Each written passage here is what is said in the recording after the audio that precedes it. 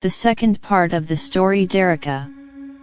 When there was a second knock on the door, I braced myself, went ahead and opened the lock. I was sure that the policeman would be there with handcuffs outside the flat. But my guess proved wrong. As soon as the door opened, a burqa-clad woman rushed in and entered, as her face was covered with a veil, so I could not identify her. After thinking about something, I closed the door, and when I turned around, I saw Noreen Isfahani's face peeking through the black veil as if the 14th moon was trying to get out of the dark clouds. I was both happy and nervous to see Noreen in my flat. I still could not understand for what purpose Noreen had come to me, and how she had come to know of my residence. I didn't have a regular conversation till today, only the series of greetings and messages continued with the eyes. Now I was sure that I had sent my heartbeats to him with just a glance.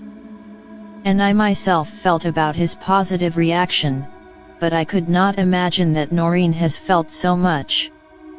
My situation was strange at that time. Noreen was in front of me, for whom I could sacrifice my life and who was a forbidden tree for me. But how did she fly and sitting in the same place? I was thinking about these questions. Noreen removed the veil from her face and fixed her curious eyes on my face and said, "Jamie sir, for God's sake, you should leave this city and go to another place as soon as possible." "But why?" I asked with a beating heart. "Police," Noreen said while swallowing saliva.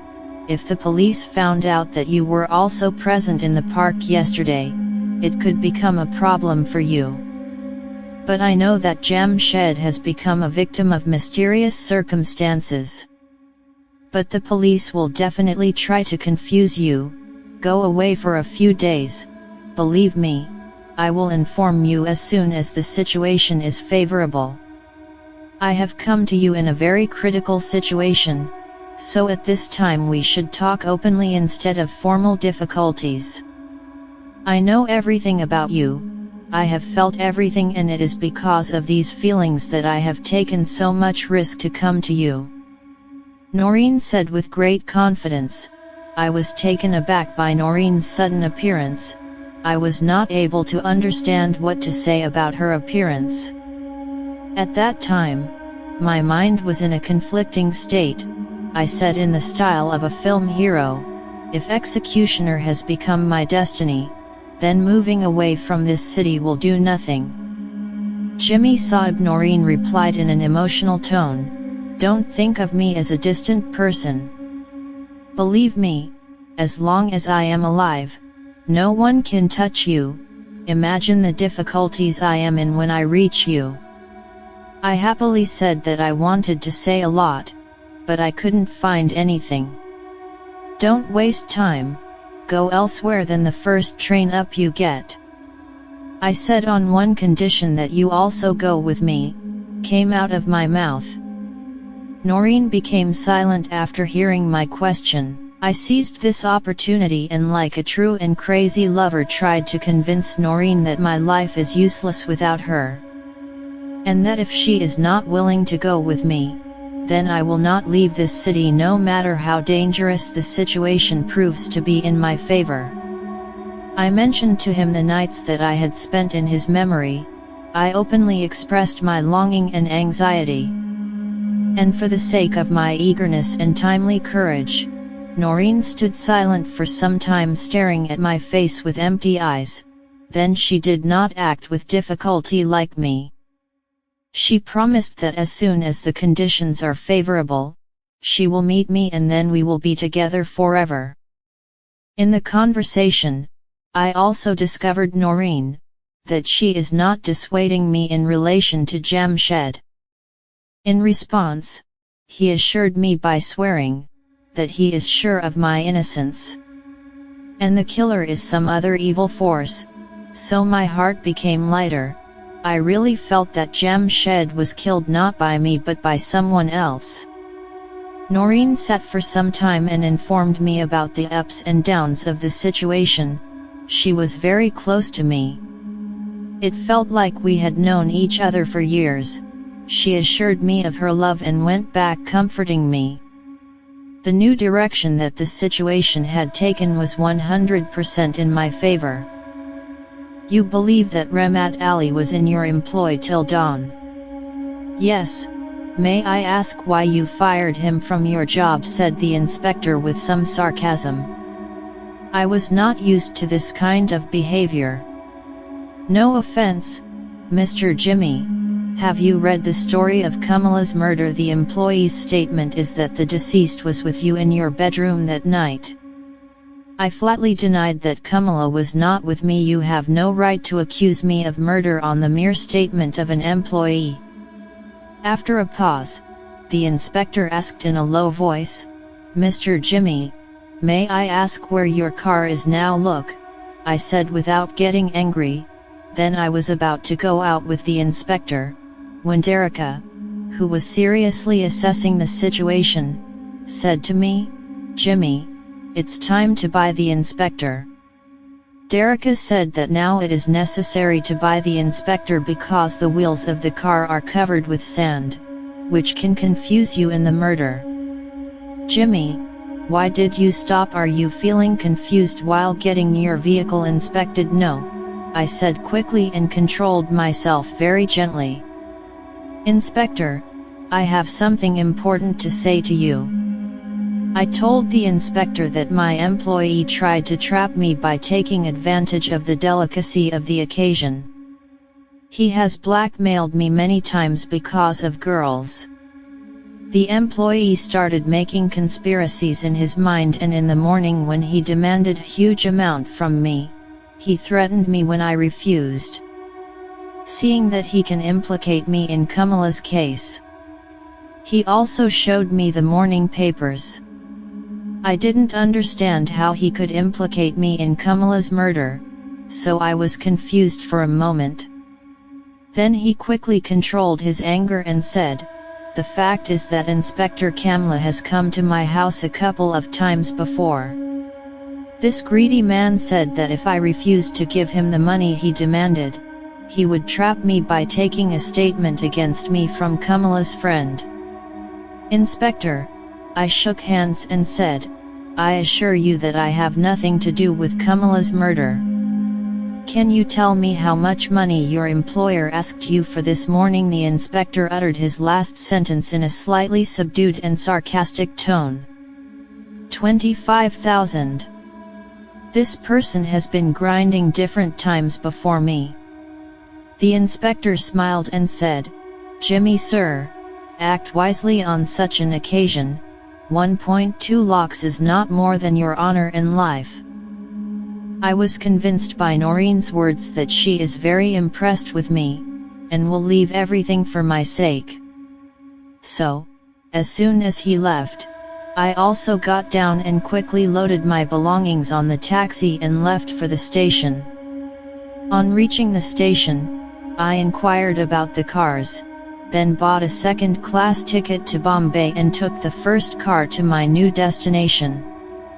All this time, Derica's snoring kept hitting my hearing. She was still sleeping on my head. I was happy that she was sleeping, otherwise, if she was awake, she would have forbidden me to go out. As had happened once before, after passing 2 or 3 stations I took a long breath of satisfaction as I was now out of danger and beyond the reach of the police. I got into bed, changed my suit and started reading Salah, which I had bought from the station at the time of departure. It wasn't long after I was reading the magazine that I felt the magical girl whispering on my head. She was waking up. She changed her crotch a couple of times and then lay down on the bed and yawned for a long time. And after that she sat up with a long sigh. I was feeling her every movement. She was quickly closing her eyelids and was looking out of the window. Then I felt that a mischievous smile appeared on his lips. Then she slowly came close to my ear and said, "How is Jimmy, sir? Where are you going?" "I'm going to hell," I shouted. "Hey, what's the matter with so much anger? The fool that I am," I got angry and said, "I should dance as an expression of love. That you have provided a hanging noose for me." "Hey." Derica smiled and said carelessly that you are delusional and afraid of this incident. Derica's indifference, and his attitude at the time, really poisoned me, thinking that he might be unaware of the situation. I told him the news published in the newspaper in a muffled voice. After listening to the whole story, Derica addressed me in a cheerful tone. "Jimmy, why are you getting angry with me instead of accepting my favor? You have forgotten a big favor." "Yes." I took a sip of blood from my throat and said, "What kind of favor have you done by killing an innocent person? It is not a miracle that Noreen herself met you. She assured you of her love and now she is ready to leave everything for your sake. Jamshed's thorn also came out because of me." I did not respond to Derica's words. I was wondering how she came to know about Noreen's presence and the conversation between us while she was sleeping. Then who knows about all these things? I was shocked by my thought and said that Bombay is really a beautiful place. Derica said while jumping with joy, "We both wish that there were great opportunities. Now you have to be a big man, Seth." Jimmy. I had been in Bombay for 10 days, and I was concerned about the problems that a man faces in a new city. So, after getting down from Bombay station, I took a taxi and went straight to Taj Hotel, which is considered to be the biggest hotel in the city. For 3 days I stayed at the Taj. On the 4th day I went to Pune on Derica's advice, which is the biggest race center in India. I had barely 700-800 rupees at that time. I spent 1,300 rupees like water within 3 days for the sake of external glory. I hoped that as long as Derica's presence was on my head, I would not face any problem. So on reaching Pune I made thousands in 1 day within the race. The horses told by Derica made me rich in 1 day. When the race was over, I went back to Bombay. I spent that night at the Taj Hotel. The next day Derica advised me that now I should arrange a beautiful bungalow for myself. The advice of Derica was exactly what I wanted. I contacted 2 or 4 brokers. And on the same day I bought a beautiful house and paid its price, and the next day I moved to a new bungalow. Within a month, I got so much wealth from Derica's advice that I even bought a small car for myself, hired 2 servants for service and furnished the bungalow with every comfort. Now I had definitely changed from Jimmy Ahmed Khan to a poor Seth rich man Jimmy. Apart from racing, I also started playing poker. Gambling in big hotels became my favorite pastime. The reason is that whatever work I put my hand in, the doors of fate were opened. Within a few days, my bank balance reached 1 lakh, but I did not keep all this money in the bank. On Derica's advice, I had opened accounts in several banks. As many rupees went into my pocket, my lust was increasing. I wanted to become a rich and great person very soon, so I now increased Derica's happiness a bit more. It was a strange thing, that as my happiness increased, Derica's boasting and recklessness increased. She again started to be stingy in telling me about the race horses. So far the money I had earned, it changed my days. I was fulfilling all my hidden passions. How my condition had become crazy due to the immense supply of rupees. I now knew that every day is a new day and every night is a new night. I used to buy new things and fulfill unique hobbies. My self-esteem was too much. Every night I lived in an atmosphere of luxury. Beautiful girls started coming near me and my nights introduced me to a new concept of life. Now I was there and there were joys.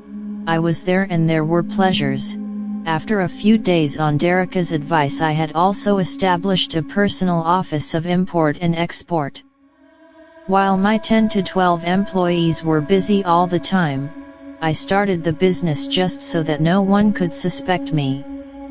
Otherwise, personally, I was not interested in this business.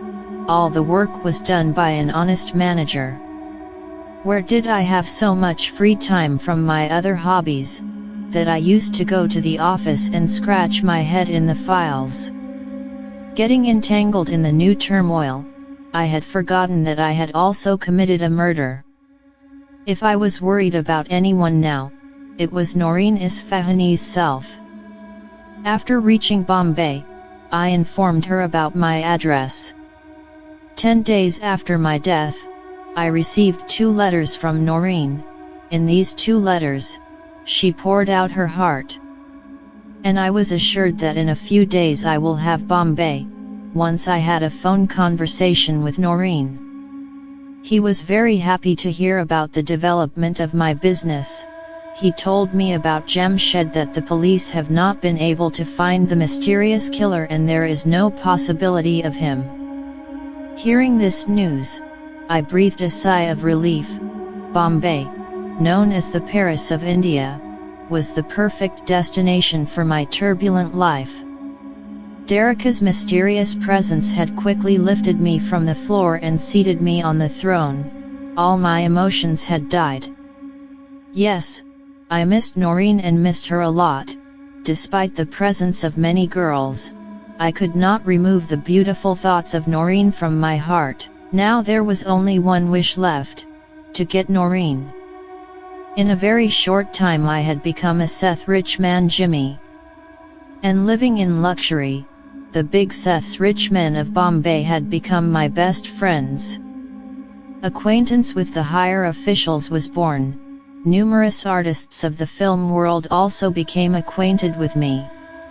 I was gradually becoming more and more influential, as the days went on. Correspondence between Noreen and me was still going on, but till now she had not written anything clear about her arrival. Noreen's letters would have excited me, though I should not have worried so much now. Because every day a new Noreen was waiting for my signals. Even that day when I was returning from a trip to Chowpatty, a Marathi girl named Kamala was with me. She was the owner of a very beautiful and solid body, with a slight innocence on her face. I could not imagine that she would be in my possession so easily. She was one of the beautiful girls of Bombay, but when I used 2 or 4 methods to attract her to me, so she fell into my cradle like a ripe mango, and now I was going to my bungalow with her.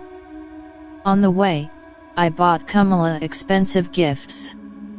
When Kamala asked me to stop the car in the market, I understood at that time that she is a girl who is eager to eat and drink. Who is more fond of gifts? I parked the car on one side and entered a shop with Kamala. I entered a shop with Kamala? Jimmy, do you know who this girl is? At the same time Dereka whispered in my ear. I knew that nobody else could hear Dereka's voice except me. But in the case of answering, my voice would definitely reach Kamala's ears. Instead of giving any answer to Dereka's words, I expressed my meaning to her with a gesture of my hand, that I do not know anything about this girl. I tell you to be careful, this girl is very clever and dangerous. Dereka started telling me about her. His father's name is Modi Ram. You must have heard his name. Kamala is his illegitimate daughter, who has been spoiled by unnecessary pampering and freedom. His father has been holding a very high government position. Now he is almost disabled, drinks alcohol and studies.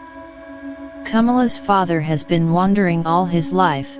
Kamala is actually his illegitimate daughter. Modi Ram, fearing that this secret will be revealed in his family, gives Kamala the money she asked for. And this is the reason why Kamala is separated from her father. Derika used to tell me in great detail about Kamala. I was also listening to his words, and was loading Kamala with gifts. Within half an hour, Kamala had spent some 2,000 rupees from me, but I had no regrets about leaving this money. I had already spent more money than that. I took Kamala with me and reached my bungalow, but by chance no one of my visitors was there at that time. I took Kamala to my bedroom, then came out and instructed my special servant that if anyone came to see me, he should be turned away. After giving the necessary instructions to the servant, I went to my dressing room to change my clothes. I was going to the bedroom after changing my clothes, when Derika stopped me and said, "Jimmy will hear a good news."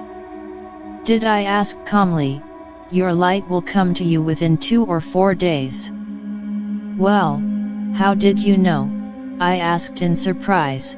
Derika, who was sitting on my head, smiled and said, "Oh, why do you forget that I am the owner of mysterious power?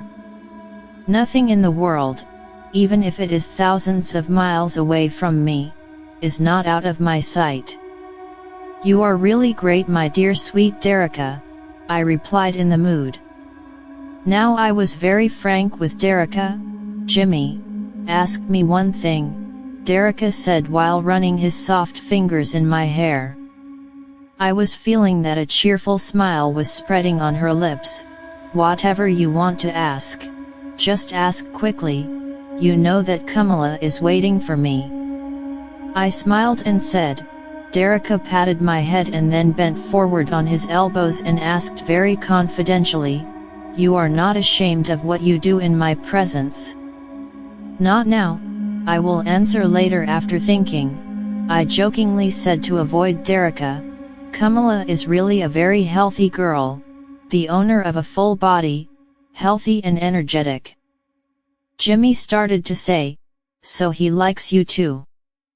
Derika Devi smiled and said, "Yes, I like Kamala the most among the girls you brought. She is red, she has fresh blood inside her, warm boiling blood, which has made her body very beautiful. Anyway, you go, she is waiting for you," said Derika, teasing me with hand gestures. Then I went towards my bedroom. When I entered the room, I saw that Kamala was lying on a couch with a round table. And he is busy flirting with alcohol. If there was any other person in my place, he would probably find Kamala's behavior disgusting. But at that time I liked her performance very much. I liked girls who had no hesitation. So I also moved forward smiling and sat next to Kamala and got busy drinking. Derika was still lying on my head with her face on her elbows and moving her feet back and forth. I could feel that she was very anxious to see Kamala. But I was not conscious at that time. Kamala's beauty and closeness had made me a little more mesmerized than usual. With the speed of time, my enthusiasm and fervor increased. Kamala was a modern girl by all accounts. Both of us were lost in each other, and the night was passing slowly. Kamala was very open with me. So much so that he promised to introduce his honest friends to me. I had guessed that Kamala is somewhat ahead of the spoiled girls of Europe. I have met European girls, so I can say this with confidence. I was happy that through Kamala I will be introduced to a group of beautiful girls. I am sure her circle will be very wide. But my happiness could not last long. I felt Derika, who was lying on my head and deep in thought, suddenly get up and come close to my ear and say very seriously, "Jimmy, it's 2 o'clock in the morning." Derika then said seriously, "Get up and go to Kamala again and take Kamala out of the chow paddy." Derika said this to me so seriously that I fell into thought. Because Derika had never asked me about these matters before. Why did Derica do this? I thought that Derica was warning me of some danger. Different thoughts were coming in my mind. Then I thought Derica will do better whatever she does. I separated Kamala from myself and said, Kamala, wake up, I am going to drop you home. I said to Kamala, I suddenly remembered that I have to meet a friend at 3:30 am. I pretended to go to the airport, even though my angels didn't know if there was a 3:30 am flight or not. Kamala said, you love your friends more than me. I smiled and replied, no. If it was just a friend, I would have avoided him. But he is also my relative and will stay with me for a day or two. Kamala was angry with me. She quietly got up and came to the dressing room to change her clothes. It seemed to me that at that moment a deep seriousness covered her beautiful face. I felt that Derica was very worried. A couple of times I also felt as if he was suffering from some internal pain. I had never felt Derica so anxious before. So after changing Kamala's clothes, I addressed Derica very seriously, that what is this that you seem a bit nervous? Jimmy, don't waste time, take Kamala to Chowpatty as soon as possible. There was anxiety and eagerness in Derica's tone. Is there anything special she is still eating? I asked with growing curiosity. Have you felt any danger regarding Kamala? Derica replied, no. Derica said, time is short, send Kamala out of her house quickly. I followed Derica's orders. I got out of my other car and was going to Chowpatty. When I reached Chowpatty, it was 2:30 in the night and there was silence everywhere.